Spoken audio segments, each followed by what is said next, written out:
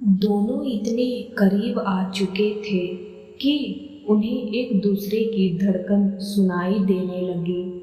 अग्रिम ने पीहू को किस कर लिया। 7 दिन पहले पूरे घर में अफरा तफरी का माहौल था।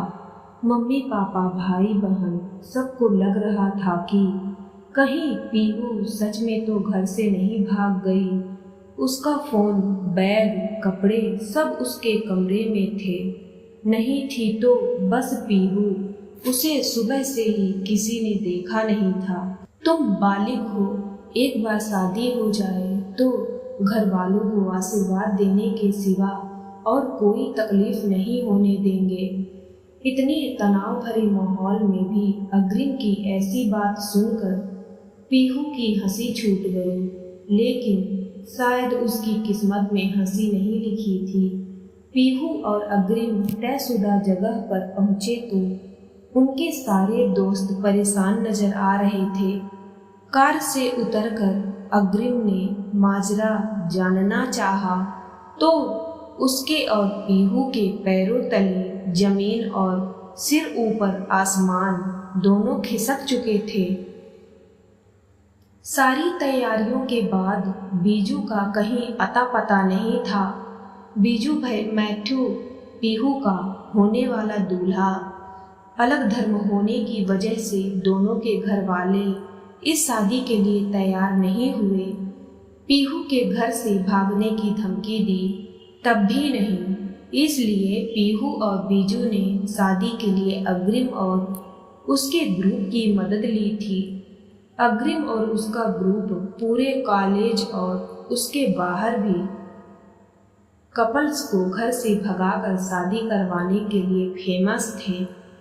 असली बात तो किसी को नहीं पता, पर लोग कहते थे कि अग्रिम की दीदी को उसके मम्मी पापा ने शादी की मंजूरी नहीं दी थी तो उसने सुसाइड कर लिया था। तब अग्रिम 8-10 साल का रहा होगा। अग्रिम कॉलेज पास आउट करने से पहले से ही अपने और आसपास के शहरों में फेमस हो चुका था।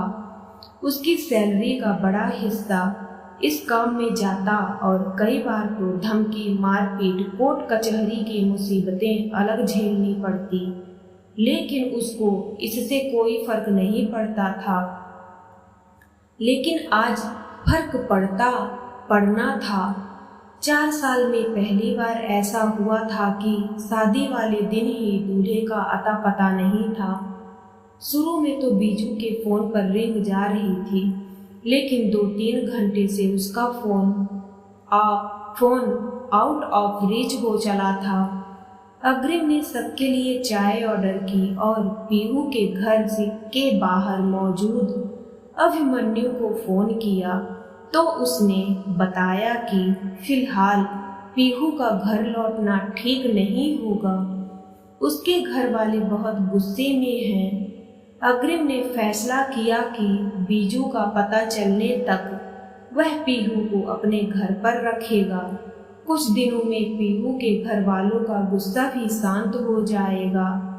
पीहू के लिए किसी अजनबी के घर जाकर रहना बड़ी अजीब सी फीलिंग थी, लेकिन अग्रिम के डैड से मिलकर उसकी वो परेशानी जाती रही। वो पीहू को कंफर्टेबल फील कराने के लिए पुराने किस्से सुनाने लगे। जब लड़की या लड़के के रिश्तेदार अग्रिम के घर तक लड़ने पहुंच जाते थे, अग्रिम की माँ ने कम बात की, लेकिन उन्होंने उसके खाने पीने, कपड़ों और रहने का पूरा इंतजाम करवाया। इस बीच अग्रिम 2-3 दिन तक सिर्फ सोने के लिए घर आया था। संडे मॉर्निंग वह अचानक आकर पीहू को अपना फोन देते हुए बोला कि लो अपने घर बात करो। माइक पर हाथ रखकर बोला कि सबसे यही कहना कि तुम घर वालों से नाराज होकर दोस्तों के साथ लॉन्ग ट्रिप पर चली गई थी और आज ही लौटी हो। अग्रिम ने पीहू को कुछ शॉपिंग कराई और शाम तक वह अपने घर पर थी। रास्ते में अग्रिम ने पीहू से केरल में बीजू के घर का एड्रेस लिया और कहा कि वह जल्द ही पीहू को कांटेक्ट करेगा। 1 घंटा पीहू के घर पर बिताकर अग्रिम वापस लौट गया था। उधर घर लौटी पीहू के मन में जैसे पिछले 3-4 दिनों से शक, बेवफाई, प्यार, शादी, जिंदगी के रंगों के तमाम बादल उमड़ रहे थे और आज पानी उसकी आंखों के रास्ते बरस पड़ा। घर वालों को लगा कि बेटी शायद उनको हुई तकलीफ देखकर पछता रही है, लेकिन इस बरसात की असलियत किसी को भी मालूम नहीं थी। पीहू तक को नहीं, वह उलझन में थी कि जिस बीजू के साथ वह पिछले 5 साल से रिश्ते में थी, वह ऐन शादी के दिन पीठ दिखाकर कैसे भाग सकता है, जबकि ऐसे शादी करने का आइडिया भी उसी का था। रह रहकर उसे ये ख्याल आता कि अगर अग्रिम के घर वाले उसे अपने पास नहीं रोकते तो वो इतने दिन कहाँ रहती, क्या करती, क्या बोलकर घर वापस कैसे आती। असल में पीहू उस सच को इग्नोर कर रही थी जो शायद उसके साथ घट चुका था। वह बार बार अग्रिम के इर्द गिर्द ख्याल बुनने लगती, कभी उसके घर वालों के, कभी उसके घर के, कभी उसके दोस्तों के। वह अग्रिम के बारे में आ रहे ख्यालों को दिमाग से झटक कर दूर कर देना चाहती थी। उसे पता था कि वह कमिटेड है और ताजिंदगी रहेगी, लेकिन उसके दिमाग से पिछले 3-4 दिन नहीं निकल रहे थे। खुले दिमाग और खुद से ज़्यादा ख्याल रखने वाले घर वाले, अनजान लोगों की फिक्र करने वाला अग्रिम अगर किसी अपने की फिक्र करे तो उसे कितना खुश रखेगा। यही सवाल बार बार पीहू के मन में आता और वह हर बार इस ख्याल से किनारा कर लेती। वह इस डायरेक्शन में कुछ भी सोचना गवारा नहीं कर सकती थी। वह अपने 5 सालों की तपस्या, बीजू के साथ बने रिश्ते को बचाने की मेहनत, प्यार, सब कुछ मिट्टी में कैसे मिल जाने देती। पछता रही। असल में पीहू उस सच को इग्नोर कर रही थी जो शायद उसके साथ घट चुका था। वह बार बार अग्रिम के इर्द गिर्द ख्याल बुनने लगती, कभी उसके घर वालों के, कभी उसके घर के, कभी उसके दोस्तों के। वह अग्रिम के बारे में आ रहे ख्यालों को दिमाग से झटक कर दूर कर देना चाहती थी, लेकिन उसके दिमाग से पिछले 3-4 दिन नहीं निकल रहे थे। खुले दिमाग और खुद से ज़्यादा ख्याल रखने वाले घर वाले, अनजान लोगों की फिक्र करने वाला अग्रिम अगर किसी अपने की फिक्र करे तो उसे कितना खुश रखेगा। यही सवाल बार बार पीहू के मन में आता और वह हर बार इस ख्याल से किनारा कर लेती। वह इस डायरेक्शन में कुछ भी सोचना गवारा नहीं कर सकती थी। उस पल में पीहू ने जैसे ही अपनी आंखें बंद की तो अग्रिम ने उसके खूबसूरत मुंह को अपने हाथों में लेते हुए किस कर लिया। समय जैसे वहीं पर रुक गया था। कुछ पलों बाद पीहू हड़बड़ी में कार से उतरकर घर के अंदर चली गई। उस रात उसने 20 बार अपने आप से पूछा था कि क्यों वह अग्रिम को मना नहीं कर पाई। उसे अपने अंदर से कोई जवाब नहीं मिला। तो वह पीहू आज भी अग्रिम की उधेड़-बुन में बैठी थी। शेरवानी पहने अग्रिम ने उसे रूम के डोर को नॉक किया और बोला कि जल्दी तैयार हो जाओ। थोड़ा ठहर कर बोला कि उसी दिन वाली साड़ी पहन लेना। इतना बोलकर वह नीचे पीहू के घर वालों से बात करने चला गया। तैयार होते समय पीहू को दिल नगाड़ों की तरह बज रहा था। हो ना हो अग्रिम उसे अपने घर ले जाने के लिए आया था।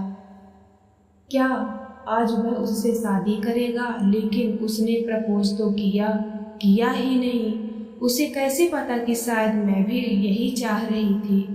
घर वालों को भी अग्रिम पसंद है तो शायद वो एतराज भी ना करें। ना जाने कितने सवाल जवाब पीहू के अपने आप से कर लिए थे। अग्रिम के साथ जो उसने फील किया है, क्या वह सच में प्यार है या ये जिस एनर्जी के साथ शुरू हुआ है ग्रेविटी के साथ खत्म तो नहीं हो जाएगा। गाड़ी रुकने तक वह जिस मुकाम पर पहुंची थी वो ये था कि सफल रिश्तों की इमारत असल में असफल रिश्तों की बुनियाद पर ही खड़ी होती है। असफल रिश्ते ही हमें सबसे करीने से सिखाते हैं कि कोई रिश्ता कैसे सफल होगा। और बीजू के साथ उसका रिश्ता असफल था। अग्रिम के साथ उसे पूरी जिंदगी का सफर तय करना है। लेकिन ये क्या, यह बीजू क्या कर रहा है और यह भी शेरवानी में क्यों है? पीहू के कार से नीचे पैर रखते ही बीजू ने आंखों में आंसू लिए उसे बाहों में भर लिया और कहने लगा, सॉरी पीहू, मैं तुमको कांटेक्ट नहीं कर पाया। उस दिन पापा का हार्ट अटैक की खबर मिली तो मैं सीधा घर के लिए निकल गया था। मुझे कुछ भी होश नहीं था। वो तो अग्रिम मेरे घर तक आया और उसने मुझे तुम्हारी कंडीशन के बारे में बताया और पूछा कि पीहू से शादी करनी है या नहीं। तुम्हें तो पता है मुझे हमेशा से तुमसे शादी करनी थी। बस पापा की हेल्थ के चक्कर में मैं काफ़ी डिस्टर्ब रहा, इसलिए तुमको कॉल नहीं कर पाया। आइंदा ऐसा नहीं होगा। लेकिन एक अच्छी चीज हुई कि घर वाले हमारी शादी के लिए मान गए। पापा अभी ट्रैवल नहीं कर सकते और मम्मी को उनके साथ रुकना पड़ा, वरना वो यहाँ जरूर आते। उन्होंने हमें शादी होते घर बुलाया है। पीहू मानो आसमान से सीधे जमीन पर आ पड़ी। उसकी आंखों से आंसू नहीं रुक रहे थे। उसे समझ नहीं आ रहा था कि ये उसके साथ क्या हुआ, क्यों हुआ। उसकी नजरें अग्रिम को ढूंढ रही थी, जो आंखों में नमी लिए और उन्हें सबसे बचाते हुए सिर झुकाए पंडित जी से कुछ बात कर रहा था।